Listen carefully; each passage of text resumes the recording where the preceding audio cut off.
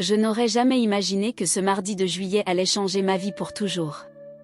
La journée avait commencé comme n'importe quelle autre. Je suis sortie tôt de mon cabinet en ville après avoir terminé avec les derniers patients du matin. La chaleur était étouffante et le ciel semblait être un drap blanc étendu au-dessus de nos têtes. Je conduisais sur la vieille route qui relie la capitale au village de l'intérieur, quand quelque chose m'a fait ralentir. À quelques mètres du pont, il y avait deux silhouettes assises près d'un lampadaire, une femme âgée avec une robe fleurie décolorée, à ses côtés, un homme âgé portant un chapeau de paille, tous deux entourés de sacs en tissu usé et d'une petite valise qui avait connu des jours meilleurs. Quelque chose dans cette scène a serré mon cœur. Il n'était pas normal de voir des personnes de cet âge sous un soleil écrasant sans aucune protection. J'ai arrêté la voiture sur le bas-côté et je suis descendue.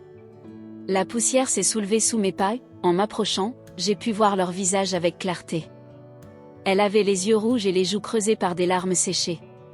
Lui, gardait le regard fixé sur le sol comme s'il cherchait des réponses dans l'asphalte brûlant. « Bonjour », leur ai-je dit d'une voix douce, essayant de ne pas les effrayer. « Vous allez bien ? Avez-vous besoin d'aide ?» La femme leva lentement les yeux et dans son regard, j'ai vu quelque chose qui m'a brisé l'âme, un mélange de honte, de douleur et d'une résignation qu'aucun être humain ne devrait porter. Elle mit quelques secondes à répondre et, lorsqu'elle parla, sa voix se brisa comme du verre éclaté en 1000 morceaux. « Nos enfants nous ont laissés ici, docteur. Ils ont dit qu'ils reviendraient, mais cela fait déjà 2 heures et ils ne sont pas revenus.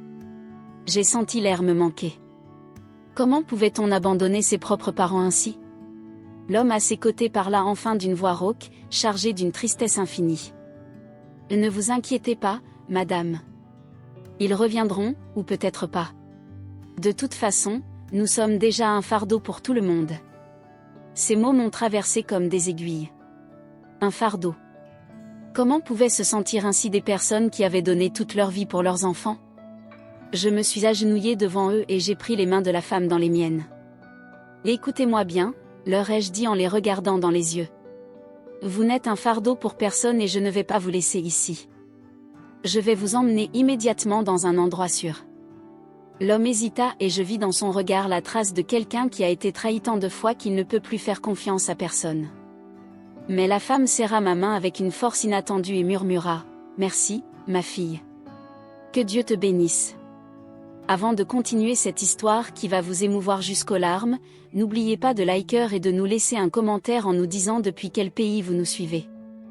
Que vous soyez au Mexique, en Espagne, en Argentine, nous aimerions savoir d'où vous nous regardez, car ces histoires sont pour toutes celles et ceux qui savent ce que signifie le véritable amour et la valeur de la famille.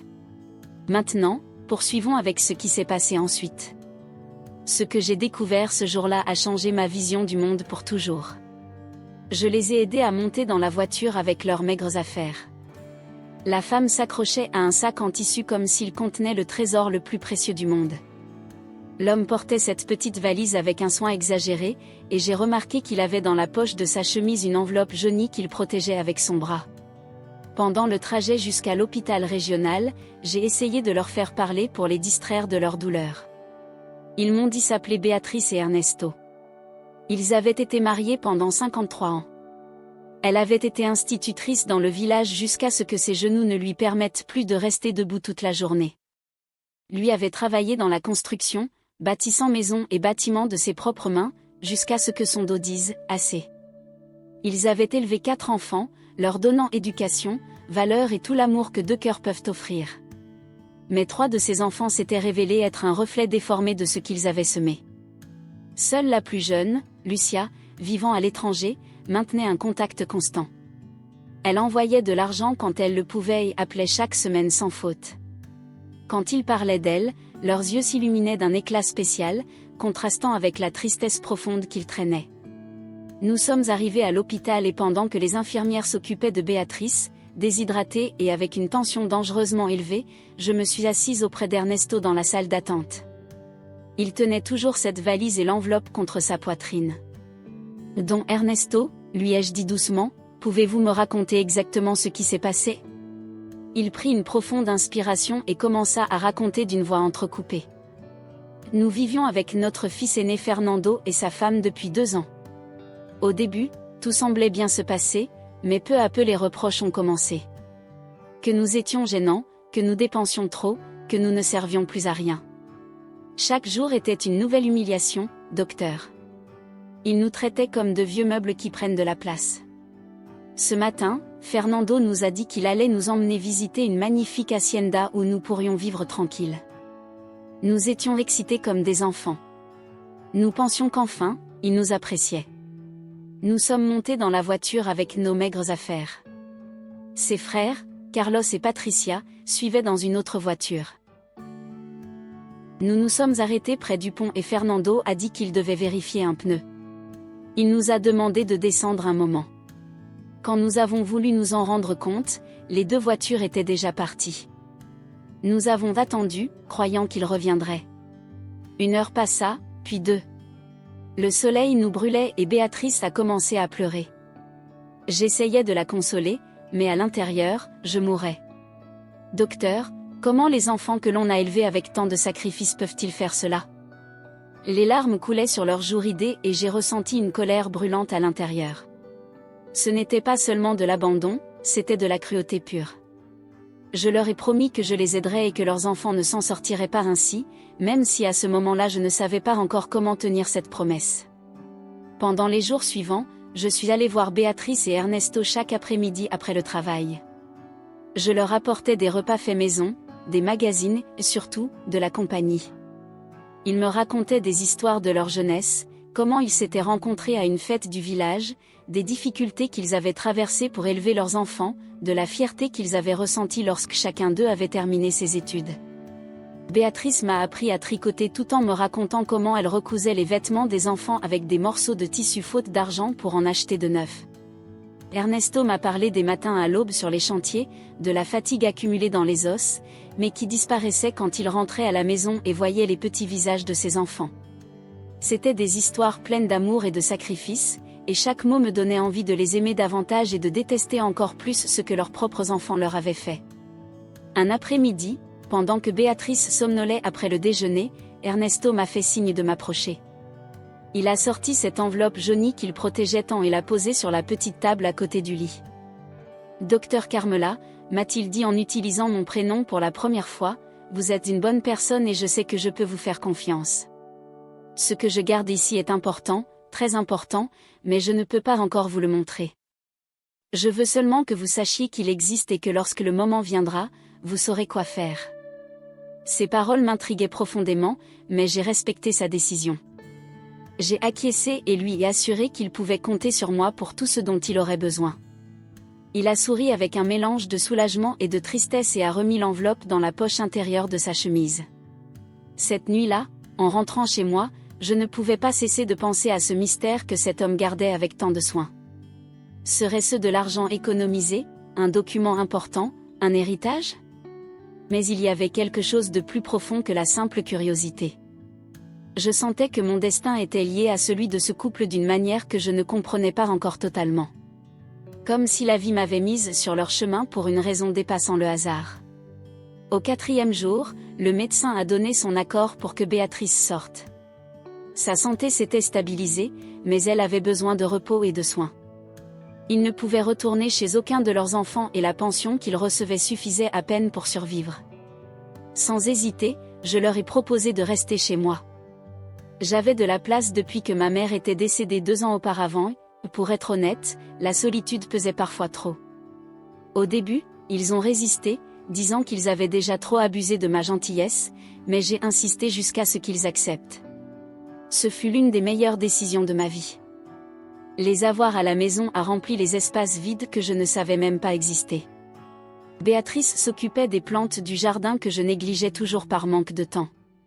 Ernesto réparait les choses qui se cassaient et que je laissais de côté. Les repas retrouvèrent le goût de la maison. Les après-midi furent remplis de conversations profondes et de rires sincères. C'était comme si j'avais retrouvé les parents que la vie m'avait enlevés trop tôt. Mais la paix dura peu car, au 10e jour, Fernando apparut. Il arriva dans une voiture luxueuse, habillé d'un costume cher et le visage inquiet. Il sonna à plusieurs reprises jusqu'à ce que j'ouvre. « Bonjour, madame. Je suis Fernando, le fils de Béatrice et Ernesto. J'ai appris qu'ils étaient ici et je viens les voir. Il y avait quelque chose dans son ton qui m'a mise en garde, une fausseté qui se percevait à des kilomètres. Je l'ai fait entrer et j'ai appelé ses parents. Quand Béatrice le vit, elle pâlit et s'agrippa au bras de son mari. Ernesto, lui, se raidit comme une statue. La rencontre fut gênante et tendue. Fernando essayait de paraître repentant. « Papa, maman, pardonnez-moi. Ce qui s'est passé était un malentendu. Nous avons eu peur et sommes partis en pensant que vous aviez trouvé un moyen de rentrer.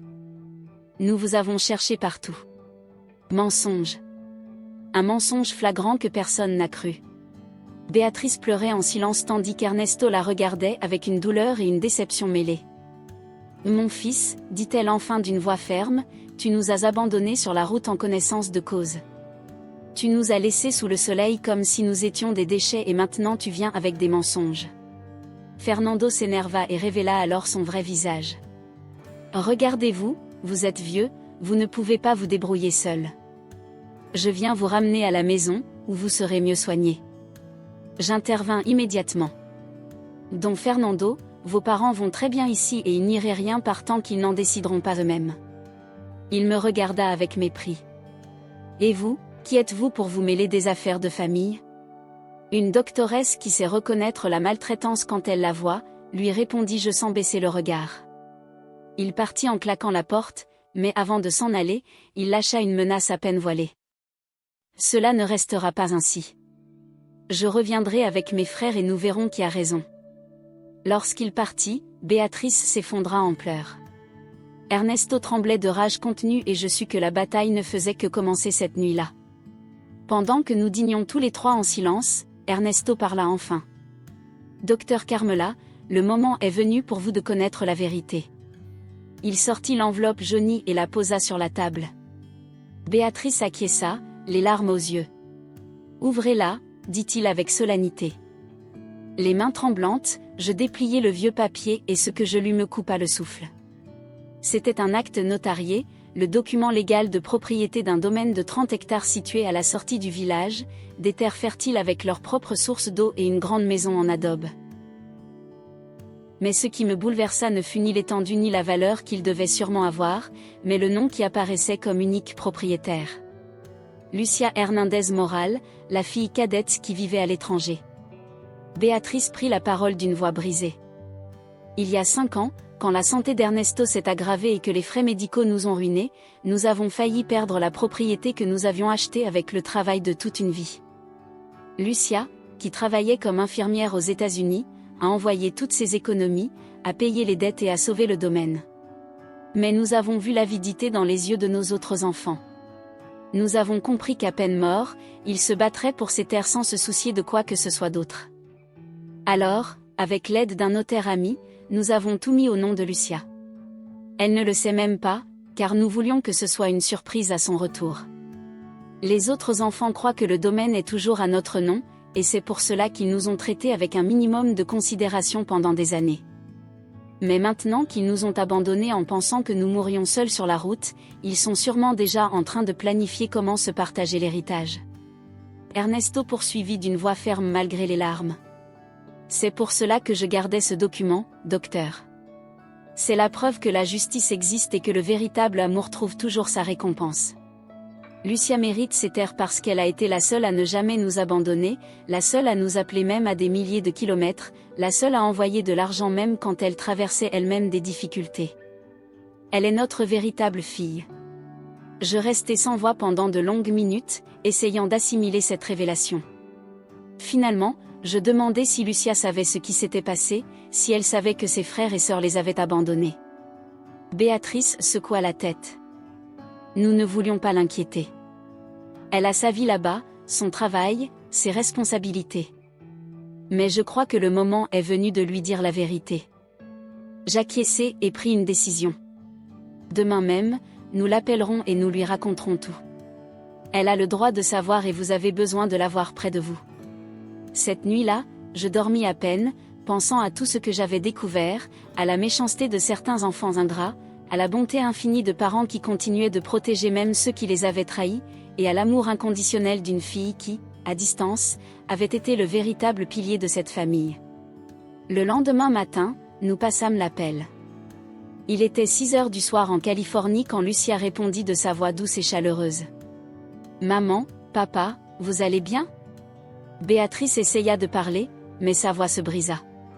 Ce fut Ernesto qui, d'une voix ferme, lui raconta tout. L'abandon, la route, mon apparition, la trahison de ses frères et sœurs. Le silence de l'autre côté de la ligne était déchirant. Quand Lucia parla enfin, sa voix était chargée de larmes et de colère contenue. « J'arrive. Je prendrai le premier vol disponible. Ne bougez pas d'où vous êtes. Dites à cette docteure que je lui serai éternellement reconnaissante. J'arriverai après-demain. » Quand nous raccrochâmes, Béatrice et Ernesto s'embrassèrent en pleurant de soulagement. Et je ressentis une chaleur dans la poitrine. Cette famille brisée commençait à guérir.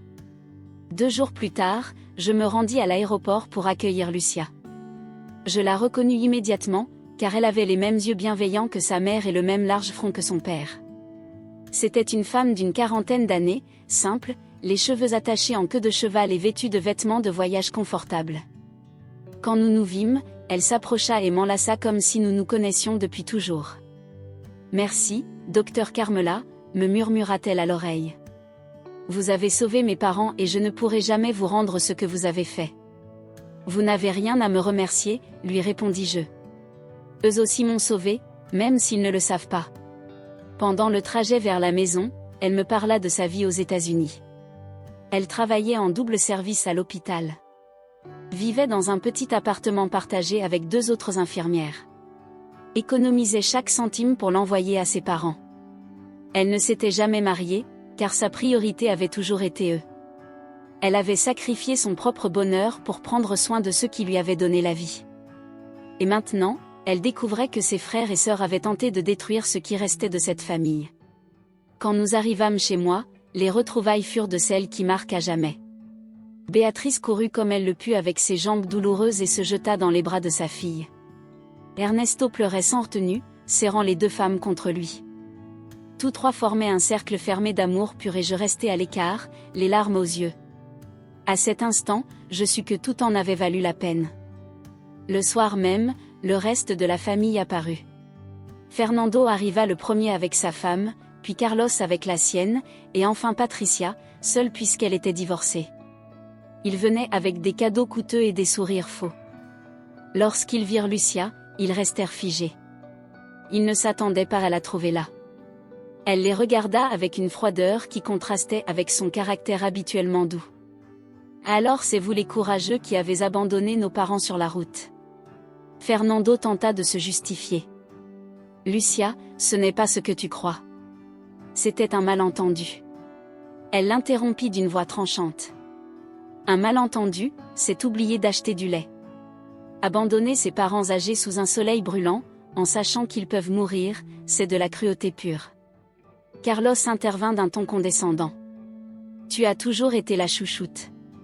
Tu ne sais pas ce que c'est de s'occuper 2 jours après jour. » Patricia ajouta avec venin que bien sûr, elle vivait tranquillement sa vie là-bas pendant que se sacrifiait.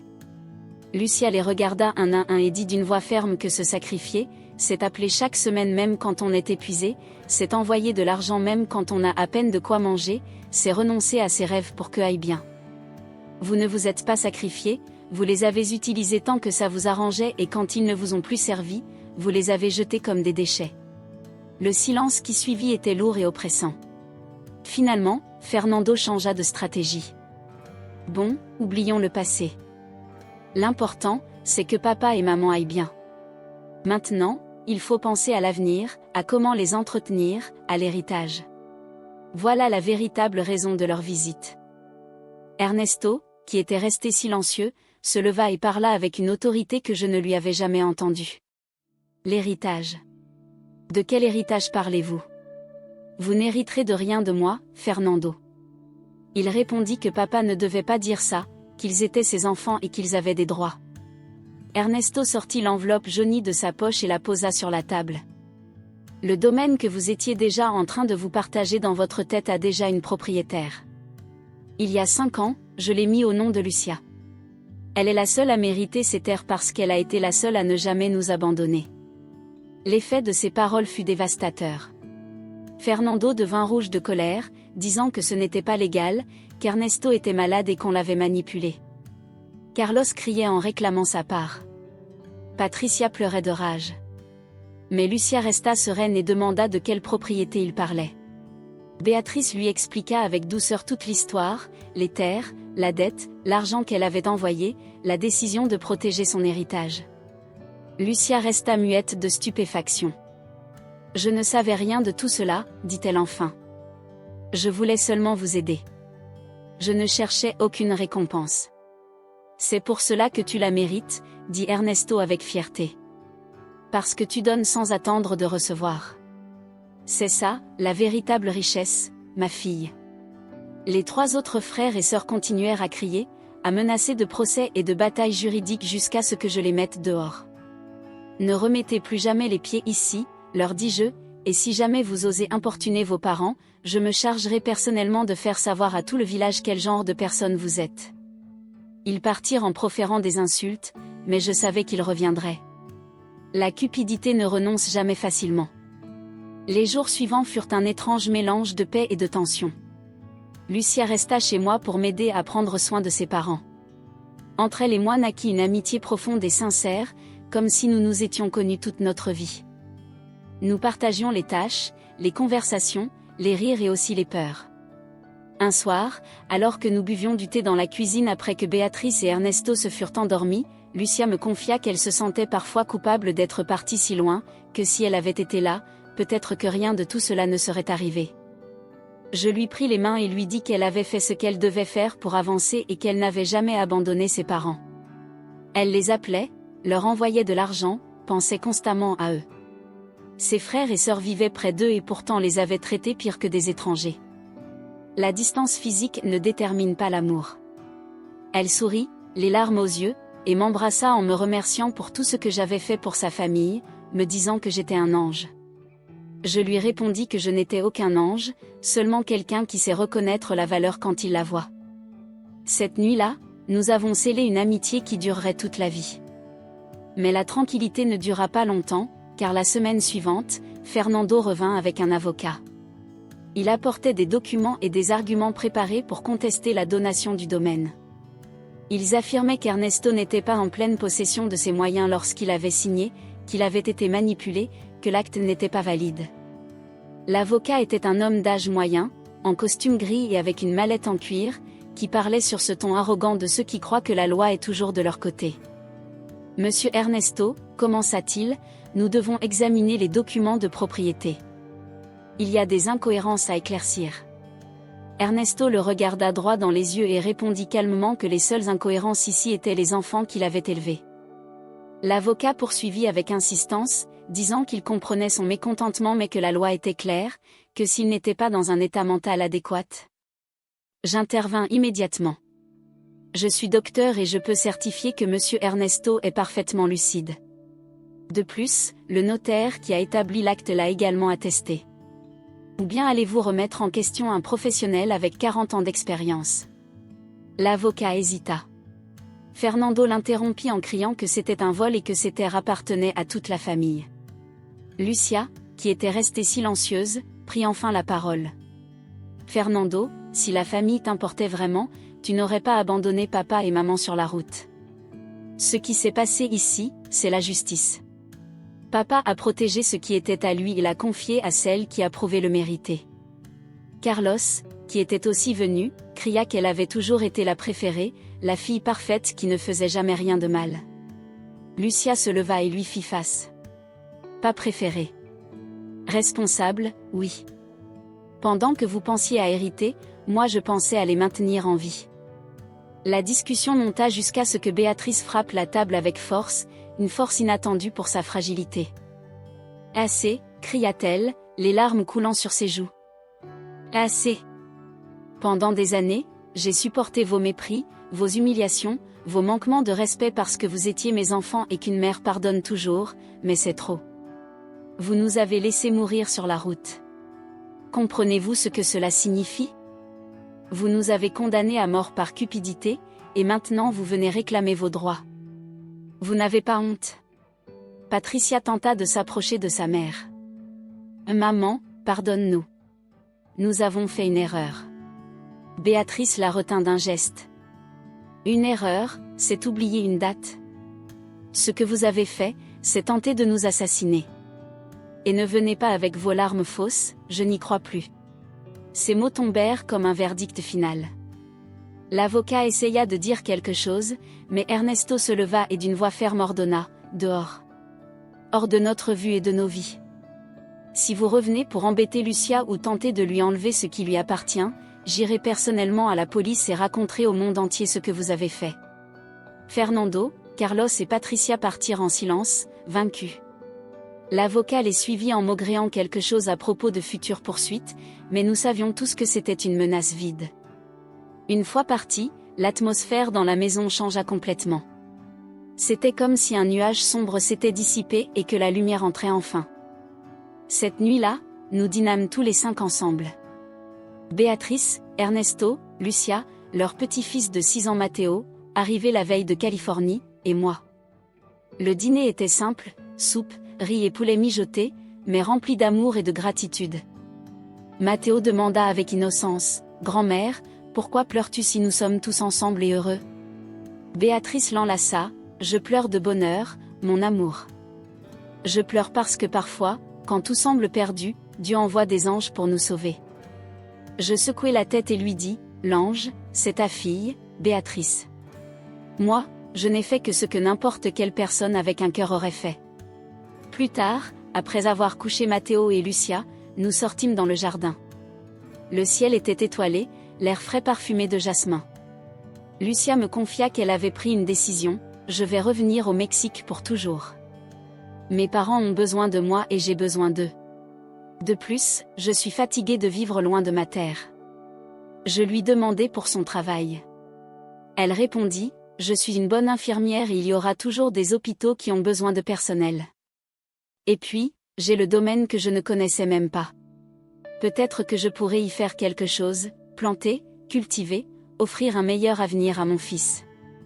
Je lui proposai mon aide pour les démarches et contacts nécessaires, et elle accepta avec gratitude. Ce geste scella notre engagement mutuel. Les semaines passèrent et la vie reprit un rythme paisible. Lucia trouva un emploi à l'hôpital où je travaillais. Nous collaborions sur le même poste et formions une excellente équipe. Béatrice et Ernesto retrouvaient peu à peu leur santé. L'amour de leur fille et la paix retrouvée firent des miracles, Ernesto marcha à nouveau sans canne, et Béatrice retrouva l'éclat de ses yeux. Nous décidâmes de visiter le fameux domaine qui avait causé tant de remous. Un samedi matin, nous partîmes tous ensemble en camionnette. Le trajet sur le chemin de terre dura presque 1 heure, mais chaque minute en valait la peine. À notre arrivée, je restai bouche bée. La propriété était magnifique, 30 hectares fertiles traversés par un ruisseau, des arbres fruitiers partout, un terrain plat parfait pour la culture. Au centre, une grande maison en adobe avec toit de tuiles rouges. Elle nécessitait des réparations, mais la structure était solide. Lucia descendit de la camionnette, les larmes aux yeux, et demanda incrédule, « C'est à moi ?» Ernesto posa sa main sur son épaule, « C'est à toi, ma fille. Nous l'avons acheté il y a 25 ans avec mon salaire dans le bâtiment. Nous rêvions de prendre notre retraite ici, cultiver, élever des poules, vivre en paix, mais la vie nous a menés ailleurs.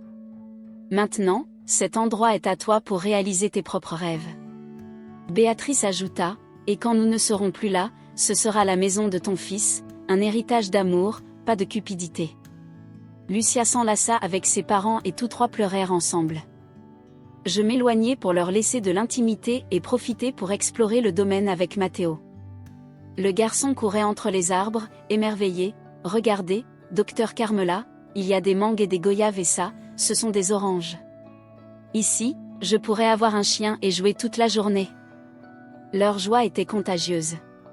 Pour la première fois depuis longtemps, je sentis que la vie avait un sens et que toute la douleur et l'injustice que nous avions traversée valaient la peine pour atteindre ce moment de bonheur parfait. Nous rejoignîmes les autres et trouvâmes Ernesto ouvrant la maison avec une vieille clé rouillée. Nous entrâmes avec précaution, sans savoir dans quel état se trouvait l'intérieur après tant de temps abandonné. À notre surprise, la maison était mieux que prévu. Les meubles couverts de drap blanc furent découverts avec l'aide de Lucia. Un canapé en bois noble, une grande table de salle à manger, des chaises anciennes mais solides, un buffet avec de la vaisselle peinte à la main. Tout respirait l'histoire et l'amour. Nous parcourûmes les chambres, 4 grandes chambres avec de grandes fenêtres laissant entrer la lumière. La cuisine avait un ancien poêle à bois fonctionnel, le sol en carreaux rouges fait main, chaque pièce légèrement différente. Lucia resta au milieu du salon principal, absorbant chaque détail. « Je vais restaurer cette maison », dit-elle avec détermination. « J'y amènerai mes parents pour qu'ils vivent leurs dernières années là où ils ont toujours rêvé. » Et Matteo grandira en courant dans ses champs, apprenant à aimer la terre et à connaître ses origines. Ernesto et Béatrice la regardèrent, les yeux brillants. « Fille, tu n'as pas besoin de le faire, » dit Béatrice. Lucia secoua la tête. « Si je dois le faire, maman, vous méritez de vivre en paix, entourée de beauté et de tranquillité après tout ce que vous avez souffert. De plus, c'était votre rêve et je vais le réaliser. » Une vague d'émotion me traversa. Cette femme, qui avait tant sacrifié, était prête à en sacrifier davantage pour le bonheur de ses parents. Je m'approchai et lui dis, « Lucia, je vais t'aider. Je connais des maçons honnêtes, des charpentiers habiles, des électriciens de confiance. Ensemble, nous restaurerons cette maison et en ferons le foyer que tes parents méritent. » Elle me serra fort dans ses bras et murmura, « Merci, sœur, car maintenant c'est ce que vous êtes pour moi. » Les mois suivants furent intenses mais gratifiants. Chaque week-end, nous travaillions sur la maison. Je supervisais les travaux et contribuais financièrement, complétant parfois les paiements des ouvriers.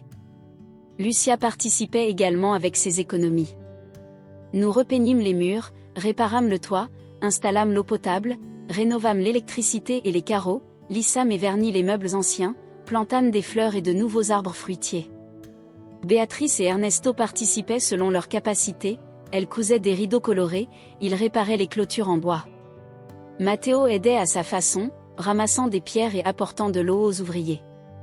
Ces samedis devinrent les plus heureux de nos vies. Nous travaillions sous le soleil, rions, partagions de simples repas sur l'herbe et contemplions le coucher du soleil depuis le porche, planifiant la semaine suivante. Pour la première fois, je me sentais véritablement intégrée à une famille. Mes parents étant morts jeunes et sans frères et sœurs, j'avais construit ma vie autour de ma carrière, mais un vide persistait. Ce vide s'était transformé en plénitude, Béatrice comme la mère que j'avais perdue, Ernesto comme le père sage, Lucia comme la sœur que je n'avais jamais eue, et Matteo comme le neveu qui remplissait tout de joie. Nous étions une famille choisie par l'amour, non par le sang, et cela nous rendait plus forts. Mais la bataille n'était pas finie, Fernando, Carlos et Patricia n'avaient pas abandonné. Ils engagèrent un autre avocat et déposèrent une action en justice, affirmant que la donation était frauduleuse. Le procès fut fixé 3 mois plus tard, une bataille que nous savions difficile. Nous avions cependant la vérité de notre côté. Un après-midi, alors que nous travaillions à la finca, une lettre recommandée arriva, la convocation officielle au procès. Lucia fronça les sourcils puis la posa sur la table. « Qu'ils viennent, dit-elle calmement, qu'ils amènent tous les avocats qu'ils veulent. La vérité éclatera et ils savent ce qu'ils ont fait. » Ernesto ajouta, « Tous mes documents sont en ordre. Le notaire est prêt à témoigner. Mon médecin certifiera que j'étais pleinement lucide. Et si nécessaire, je raconterai moi-même au juge comment ils nous ont abandonnés sur la route. » Béatrice, habituellement douce, montra une force inattendue. « Si je dois me tenir devant un juge et dire que mes propres enfants ont tenté de nous tuer, je le ferai sans hésitation. L'amour maternel a des limites, et ils les ont franchies depuis longtemps.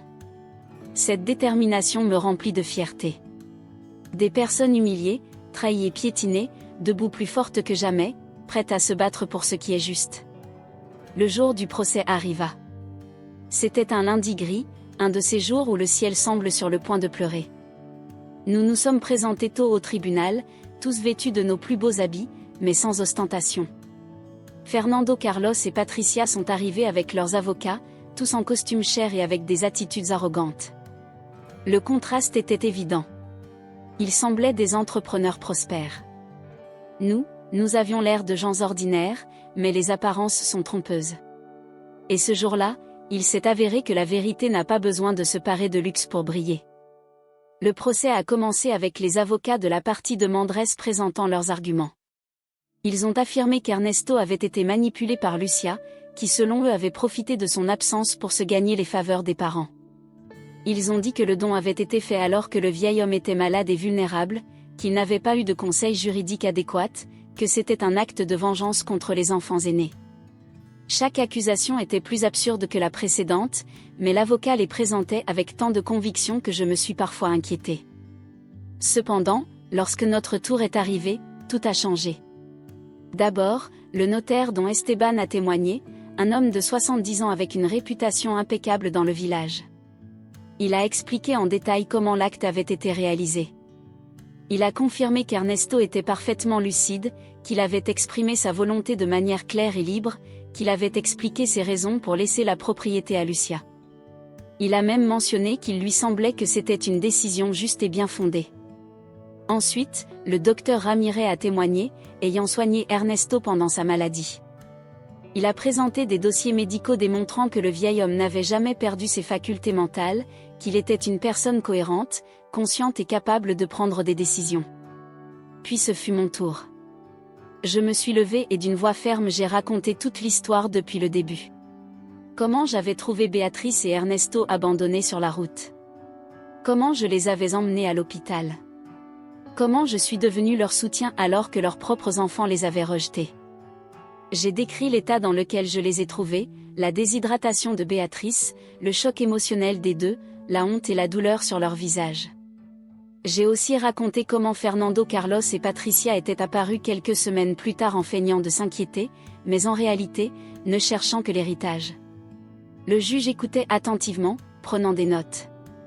Quand j'ai terminé mon témoignage, l'avocat de la partie demanderesse a tenté de me discréditer. « Mademoiselle docteur, dit-il sur un ton condescendant, n'est-il pas vrai que vous avez tiré un bénéfice économique de cette situation, que vous avez établi une relation proche avec la famille en espérant une récompense ?» Je l'ai regardé droit dans les yeux et j'ai répondu, « Monsieur l'avocat, je suis docteur avec un cabinet établi et un revenu stable. Je n'ai besoin de profiter de personne. Ce que j'ai fait, je l'ai fait parce que j'ai vu deux êtres humains en danger et parce que j'ai une conscience. Ce que, apparemment, vos clients ont perdu depuis longtemps. Si j'ai établi une relation proche avec cette famille, c'est parce que j'ai découvert en eux des valeurs rares dans ce monde. Amour véritable, respect, gratitude, des choses que l'argent ne peut pas acheter et que vos clients ne comprendront jamais. » Le silence dans la salle était total. L'avocat ne savait quoi répondre et retourna à son siège, vaincu. Puis est arrivé le moment que nous attendions tous. Béatrice et Ernesto ont témoigné ensemble. Ernesto parla en premier, d'une voix claire et ferme malgré son âge. « Monsieur le juge, commença-t-il, j'ai travaillé pendant 50 ans dans la construction. J'ai bâti des maisons, des immeubles, des ponts. Mes mains ont construit la moitié de ce village. Avec cet argent, j'ai entretenu ma famille. J'ai donné une éducation à mes 4 enfants et acheté cette propriété qui est maintenant source de conflits. J'ai toujours rêvé que mes enfants en hériteront et en prendront soin, mais 3 d'entre eux ont montré qu'ils ne s'intéressaient qu'à sa valeur monétaire, pas sentimentale. Ma fille Lucia, en revanche, n'a jamais rien demandé. Elle est partie à l'étranger, non pas pour s'éloigner, mais parce qu'ici il n'y avait pas d'opportunité. Elle a travaillé dur, envoyé de l'argent chaque mois, appelait chaque semaine. Quand j'étais malade et que les dettes nous étouffaient, elle a envoyé ses économies sans hésiter. Elle a sauvé la propriété que maintenant ses frères veulent lui arracher. C'est pourquoi j'ai décidé de la mettre à son nom, parce qu'elle le méritait, parce qu'elle a montré un amour véritable. Et si mes autres enfants ne sont pas d'accord, c'est leur problème. Ils ont eu 50 ans pour me montrer qu'ils m'aimaient et la seule chose qu'ils ont montrée, c'est la cupidité. » Il fit une pause, respira profondément et continua. « De plus, monsieur le juge, ces 3 enfants nous ont abandonnés, ma femme et moi, sur la route, nous laissant mourir. Comment quelqu'un comme ça peut-il réclamer un héritage?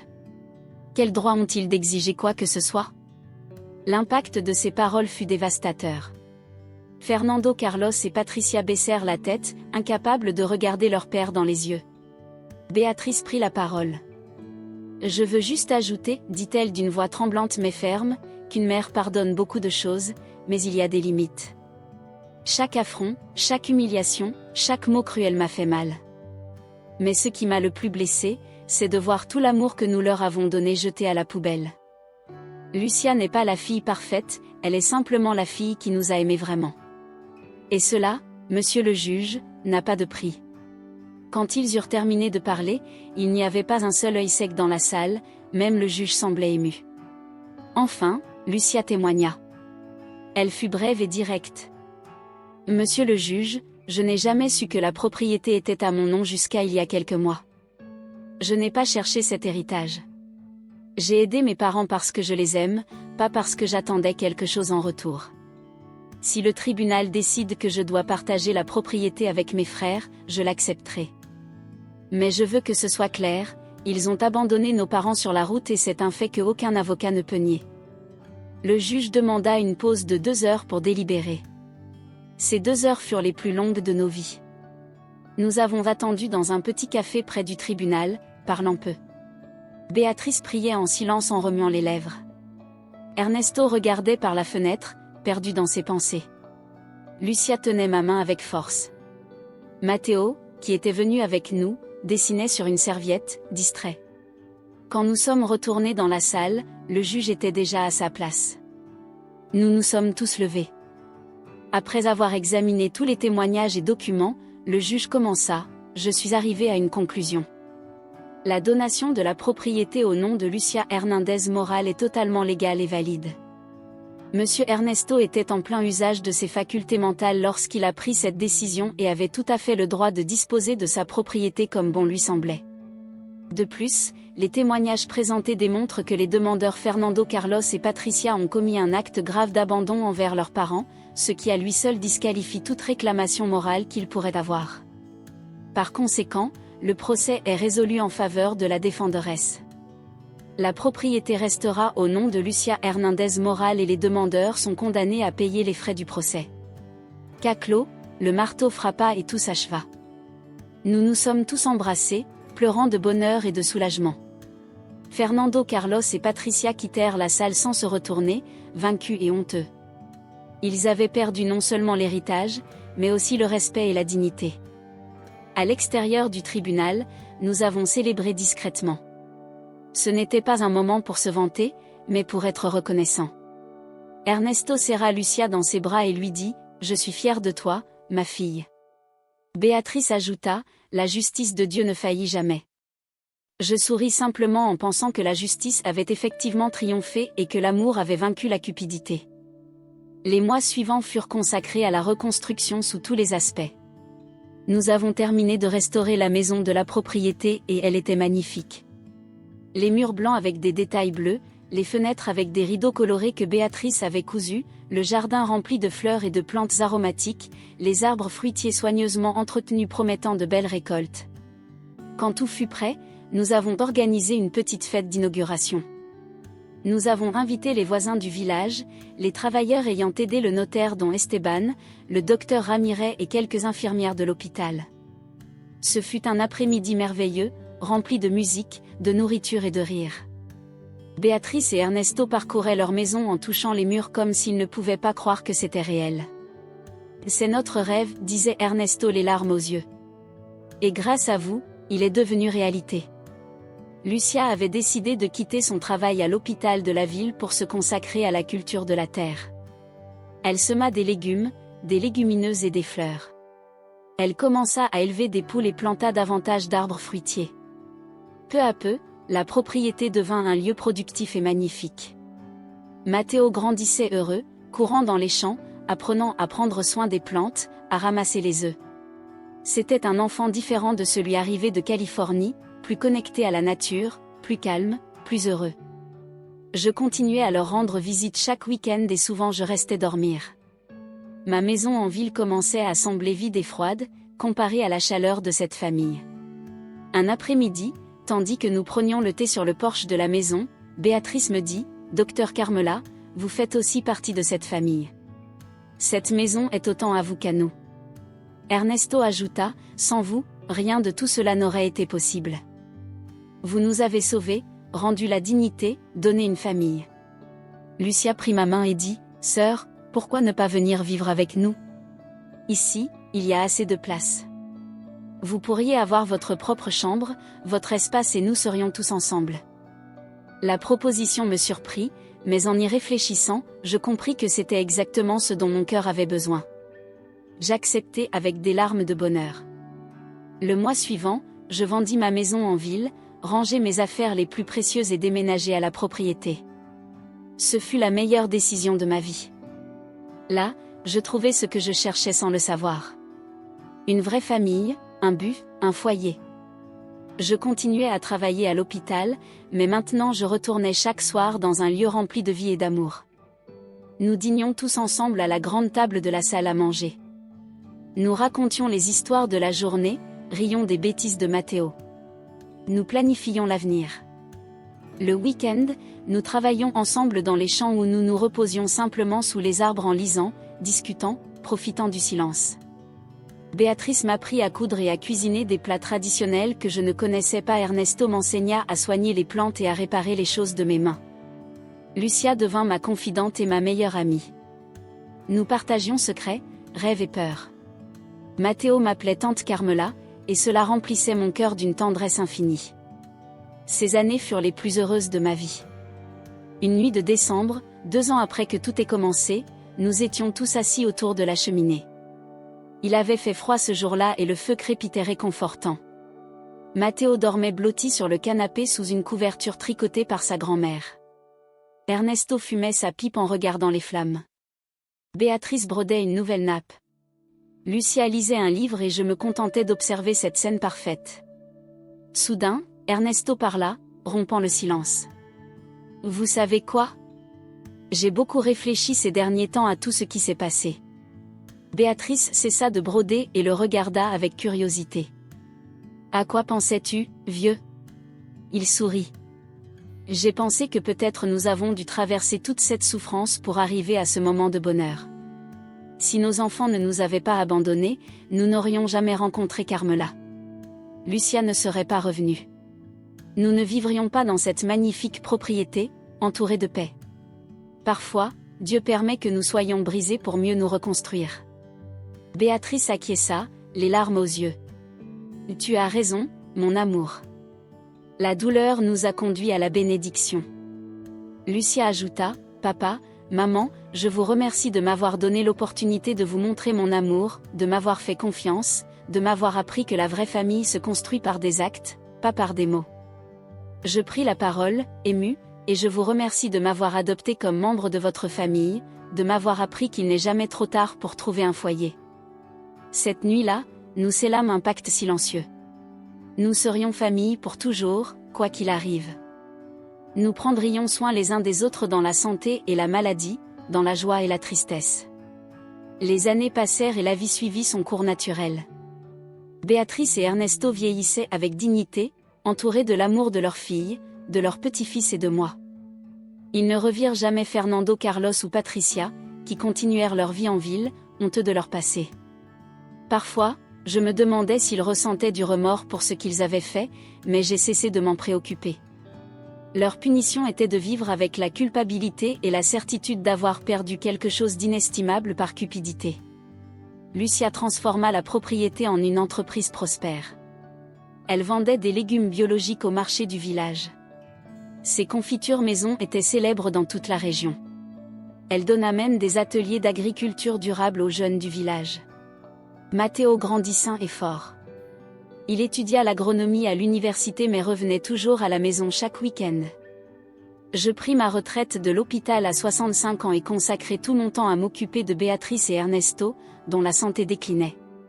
Ces années furent douces, remplies de petits moments précieux, des petits déjeuners sur le porche en regardant le lever du soleil, des après-midi de conversation sous le manguier, des soirées de contes pour Matteo, des dîners tranquilles où le simple fait d'être ensemble suffisait. Ernesto mourut le premier à 89 ans. C'était un matin de printemps. Le soleil entrait par la fenêtre de sa chambre et les oiseaux chantaient dehors. Nous étions tous avec lui. Béatrice tenait sa main, Lucia l'autre. J'étais au pied du lit et Matteo aux côtés de sa grand-mère. Ernesto nous regarda un par un avec ses yeux sages qui avaient tant vu. Merci, dit-il d'une voix faible mais claire. Merci d'avoir fait de mes dernières années les plus heureuses. Béatrice lui caressa le front en pleurant en silence. À bientôt, mon amour, murmura-t-elle. Ernesto sourit, ferma les yeux et partit en paix. Son enterrement fut simple mais émouvant.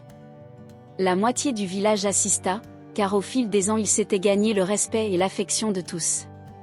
Nous l'enterrâmes dans le petit cimetière près de l'église, sous un arbre qu'il avait planté lui-même des années auparavant. Béatrice tint encore quelques mois. La tristesse d'avoir perdu son compagnon de vie la consuma lentement malgré nos efforts pour la soutenir.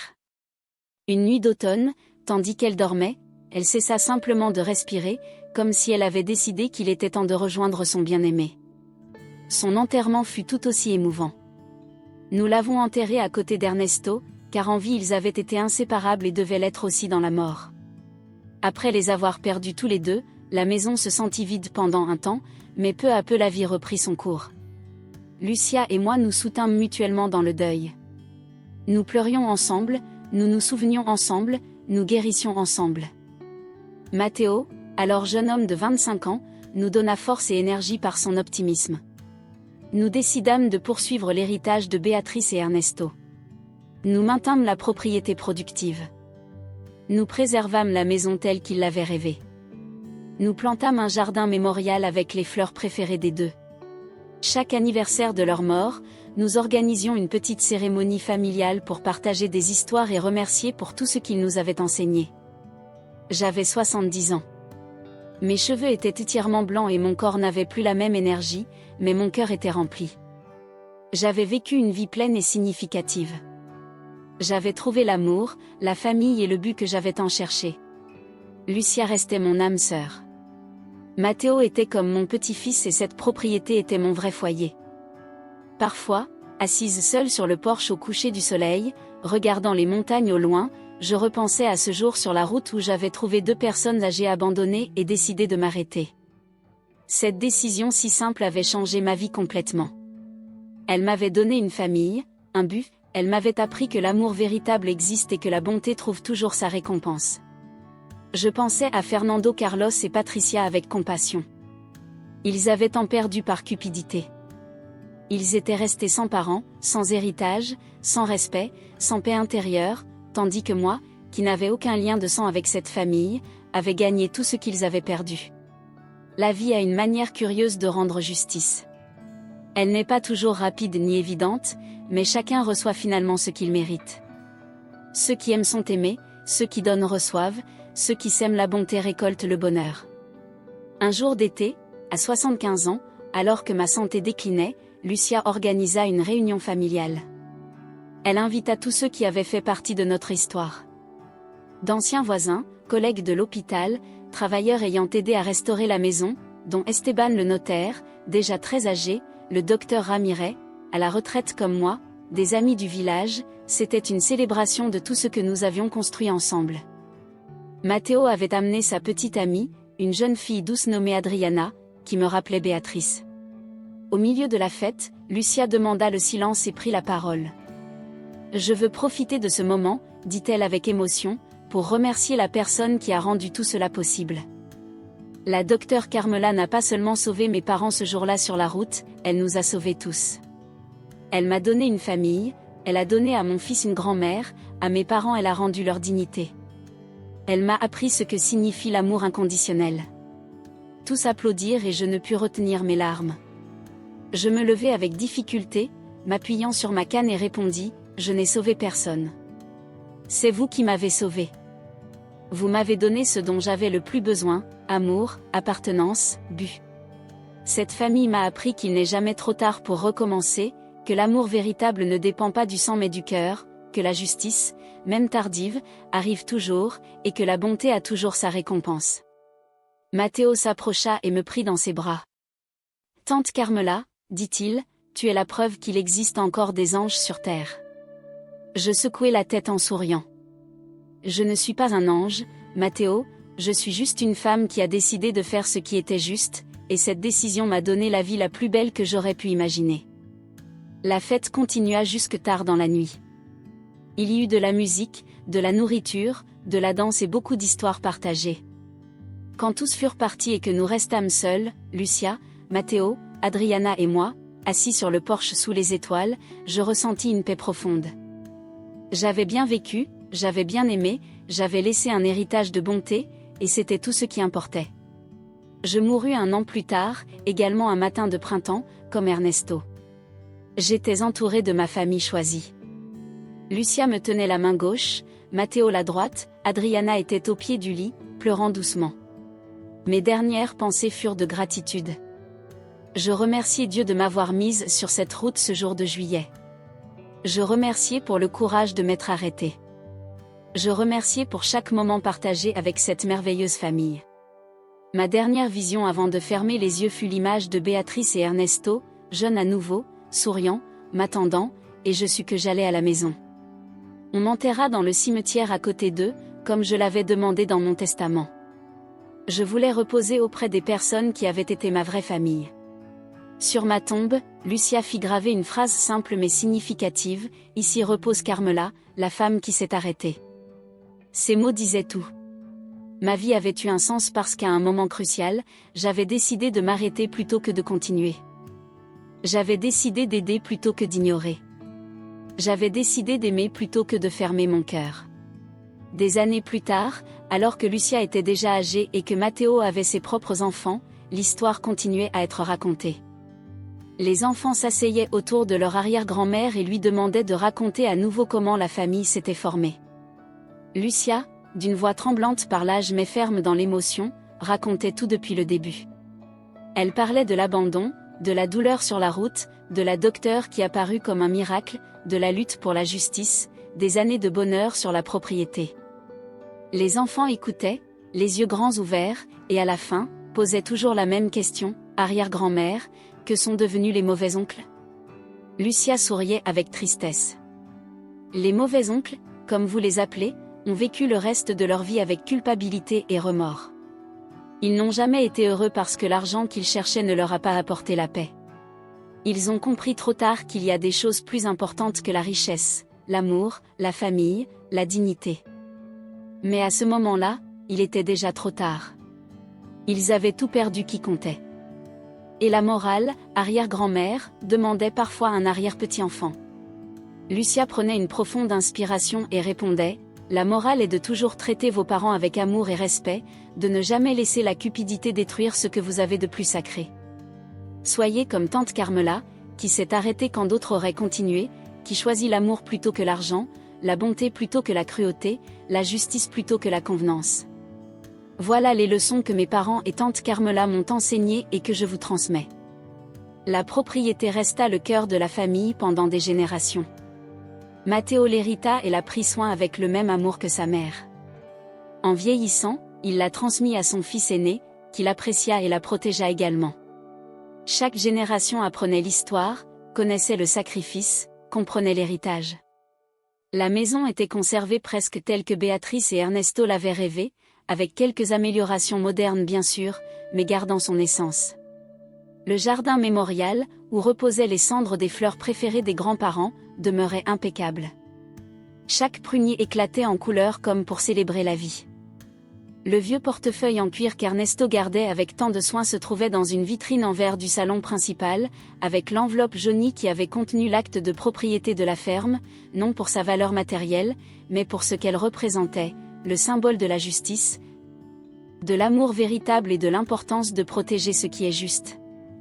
Les visiteurs demandaient toujours à voir ces objets, et à chaque fois, l'histoire recommençait, comment une famille brisée s'était reconstruite plus forte que jamais.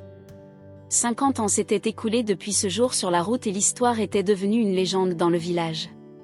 On parlait de Béatrice et Ernesto comme exemple de dignité, de Lucia comme modèle d'amour filial, de Carmela comme preuve que la bonté existe, et de Fernando Carlos et Patricia comme avertissement sur ce qui arrive lorsque la cupidité détruit l'âme. Certains disaient que parfois, lors des nuits de pleine lune, on pouvait voir 3 silhouettes sur le porche de l'ancienne maison, 2 vieillards se tenant la main et une femme aux cheveux blancs les accompagnant. Les sceptiques y voyaient l'imagination ou les ombres des arbres, mais les croyants savaient que c'était Béatrice, Ernesto et Carmela, veillant encore sur la famille qu'ils avaient formée, sur la ferme témoin de tant de douleur et de joie, rappelant à chaque nouvelle génération que l'amour triomphe toujours. Maintenant que tu as entendu cette histoire jusqu'au bout, je veux te poser une question importante. T'es-tu déjà arrêté pour aider quelqu'un dans le besoin? As-tu été comme le docteur Carmela, qui a freiné sa voiture au lieu de continuer? Ou comme Lucia, qui malgré la distance n'a jamais abandonné ses parents? Ou connais-tu quelqu'un qui a vécu un abandon ou une trahison familiale similaire? Raconte-le dans les commentaires, j'adore lire vos histoires. Chaque commentaire compte pour moi et je les lis attentivement. Si cette histoire a touché ton cœur, laisse le mot-clé amour véritable dans les commentaires, sans rien ajouter d'autre. C'est notre façon de savoir qui a vraiment suivi l'histoire jusqu'au bout. Je promets de répondre à chaque commentaire avec un cœur, car vous êtes la raison pour laquelle je continue à partager ces histoires qui nous rappellent ce qui compte vraiment dans la vie. Et si tu ne t'es pas encore abonné, fais-le maintenant et active la cloche pour ne manquer aucune prochaine histoire de vie, de dépassement, d'amour et de justice, comme celle-ci. Ces histoires nous enseignent que la famille se choisit avec le cœur, jamais le sang, la bonté est toujours récompensée, même si parfois tardivement, et il n'est jamais trop tard pour faire ce qui est juste. Donne un like à cette vidéo pour aider d'autres personnes à découvrir ces histoires et peut-être apporter de l'espoir à quelqu'un qui traverse une situation difficile. Quelqu'un qui se sent abandonné ou trahi pourra lire ceci et comprendre qu'il n'est pas seul, que la lumière est au bout du tunnel et que la vie offre toujours des secondes chances. Réflexion finale. L'âge n'est jamais une excuse pour traiter quelqu'un avec mépris ou comme un fardeau. Béatrice et Ernesto méritaient respect et soin. Et la vraie richesse réside dans les relations, pas dans les biens matériels. Fernando Carlos et Patricia ont perdu ce qu'ils avaient de plus précieux en poursuivant l'argent. Ne sous-estime jamais un acte de bonté. Quand Carmela s'est arrêtée, elle ne savait pas qu'elle changeait la vie de deux personnes âgées et la sienne. Un simple geste de compassion peut créer une famille entière et un héritage durable. Et la justice, même tardive, arrive toujours. Il faut parfois lutter pour elle, mais la vérité finit par triompher. Le pardon est puissant, mais ne signifie pas accepter d'être blessé à nouveau. Béatrice et Ernesto ont pardonné pour leur paix intérieure, tout en protégeant ce qui était juste. Et la vraie famille se voit dans l'adversité, pas seulement dans les bons moments. Lucia a montré son amour réel par sa présence et son soutien constant. Et elle n'est jamais trop tard pour trouver sa place dans le monde. Carmela, à 55 ans, a trouvé la famille dont elle avait toujours rêvé. Les erreurs des parents ne justifient pas la cruauté des enfants. L'imperfection humaine ne légitime pas l'abandon ni la trahison. Les biens matériels vont et viennent, mais l'amour véritable est éternel. La ferme et la maison auraient pu disparaître, mais l'amour de cette famille choisit à transcender la mort. Chaque décision a des conséquences. Fernando Carlos et Patricia ont perdu tout ce qu'ils avaient en abandonnant leurs parents. Carmela a gagné tout ce qu'elle voulait en choisissant d'aider. Cette histoire nous rappelle également de respecter nos aînés. Dans notre société moderne, trop souvent les personnes âgées sont perçues comme des charges alors qu'elles sont des trésors de sagesse et d'amour. Nos aînés méritent respect, soin et reconnaissance. Ce que nous leur donnons aujourd'hui enseigne à nos enfants comment ils nous traiteront demain. Enfin, sur les héritages, l'argent et les propriétés ne valent rien si tu perds ta famille en chemin. La véritable héritage est l'amour, les valeurs et les leçons transmises. Béatrice et Ernesto ont légué à Lucia ce qui comptait vraiment, l'amour inconditionnel, la générosité, le respect et la justice. Si tu as des parents encore vivants, montre-leur ton amour chaque jour. Si ce n'est plus le cas, honore leur mémoire en vivant selon leurs valeurs. Si votre relation est compliquée, cherche à guérir les blessures, car le pardon libère et l'amour guérit. Et pour celles qui se sentent seules comme Carmela, il n'est jamais trop tard. À 55 ans, elle a trouvé la famille la plus belle qu'elle ait pu imaginer. Ton moment peut arriver demain, le mois prochain ou l'année prochaine. Garde ton cœur ouvert, sois prête à aider et garde foi en la bonté, car la vie sait nous surprendre quand on s'y attend le moins. Parfois, le destin nous place au bon endroit, au bon moment, et tout ce que nous devons faire, c'est avoir le courage de dire oui, d'arrêter notre course, d'étendre la main. Cette histoire nous rappelle aussi l'importance de la gratitude. Béatrice et Ernesto n'ont jamais cessé de remercier Carmela pour ce qu'elle avait fait pour eux. Leur reconnaissance était sincère, constante et profonde, dans un monde où l'on prend souvent tout pour acquis, où l'on attend que les autres agissent sans jamais le valoriser. Leur attitude était rafraîchissante et belle.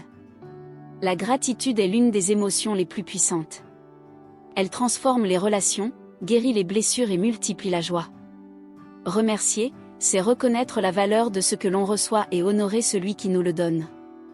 De plus, la gratitude rend plus heureux, car elle focalise sur ce que l'on a plutôt que sur ce qui manque. Pratique la gratitude chaque jour.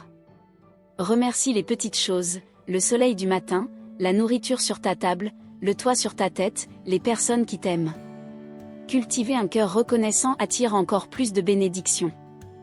Je veux aussi souligner le rôle fondamental de l'amitié entre femmes dans cette histoire. La relation entre Carmela et Lucia a été essentielle pour leur guérison et leur bonheur. Elles sont devenues sœurs non de sang, mais de cœur. Elles se sont soutenues dans les moments difficiles, ont célébré ensemble les victoires et partagé la vie. Nous, femmes, avons besoin de ces liens profonds, de ces amitiés où l'on peut être vulnérable, se comprendre sans mots et se soutenir quand le monde chancelle. Si tu as des amis ainsi, protège-les comme le trésor qu'elles sont. Et si tu ne les as pas encore, garde ton cœur ouvert, elles arriveront au moment parfait. La sororité est une force puissante qui peut changer des vies. Enfin, parlons de l'héritage. Nous mourrons tous un jour, c'est une vérité inévitable. Mais ce que nous pouvons contrôler, c'est ce que nous laissons derrière nous. Que se souviendront les autres de nous? Quel impact avons-nous eu sur leur vie? Fernando Carlos et Patricia laisseront un héritage de honte, de cupidité et de trahison. Béatrice, Ernesto, Carmela et Lucia, en revanche, ont laissé un héritage d'amour, de bonté, de justice et de dignité, raconté avec fierté par leurs descendants. Quel héritage es-tu en train de construire avec ta vie? Que dira-t-on de toi quand tu ne seras plus là? Te rappellera-t-on pour ton argent ou pour l'amour que tu as donné, pour ton succès ou pour ta bonté envers les autres? Ce sont des questions importantes car elles déterminent comment nous vivons chaque jour. Construis un héritage dont tu seras fier. Vis de telle manière que, le dernier jour, tu puisses regarder en arrière sans regret, sachant que tu as aimé, aidé et amélioré le monde autour de toi. Alors, cher ami, qui m'a accompagné jusqu'au bout de cette longue histoire, réfléchis à tout ce que nous avons partagé. Pense à tes décisions, à la façon dont tu traites les êtres que tu aimes, à l'héritage que tu construis. S'il y a quelque chose à changer, ne tarde pas, appelle tes parents si tu les as encore, serre tes enfants dans tes bras, pardonne si nécessaire, aide si tu peux, aime de tout ton cœur, sans peur ni réserve, car la vie est trop courte pour la gaspiller en choses futiles. Rappelle-toi que tu es précieuse, non pour ce que tu possèdes, mais pour qui tu es. Tu mérites amour, respect et dignité, quel que soit ton âge. Il n'est jamais trop tard pour recommencer. La bonté est toujours récompensée, la justice finit toujours par arriver, et l'amour véritable, celui qui donne sans rien attendre en retour, est la force la plus puissante de l'univers. Merci du fond du cœur d'avoir été ici avec moi pour cette histoire. Chaque mot avait un but, chaque moment une leçon. J'espère que quelque chose t'a touché, a bougé quelque chose en toi. N'oublie pas de laisser ton commentaire, de partager tes expériences et d'écrire amour véritable si tu es arrivé jusqu'ici. Like la vidéo, abonne-toi et active la cloche pour ne manquer aucune prochaine histoire. Partage cette histoire avec quelqu'un qui en a besoin, ta mère, ta sœur, une amie, car ces histoires sont faites pour être partagées et rappeler ce qui compte vraiment dans la vie. Maintenant, je t'invite à regarder la prochaine vidéo à l'écran, une autre histoire tout aussi émouvante et inspirante. Je t'attends pour continuer ensemble ces réflexions sur la vie, l'amour et la famille. À bientôt, cher ami. Que Dieu te bénisse et remplisse toujours ton cœur d'amour véritable.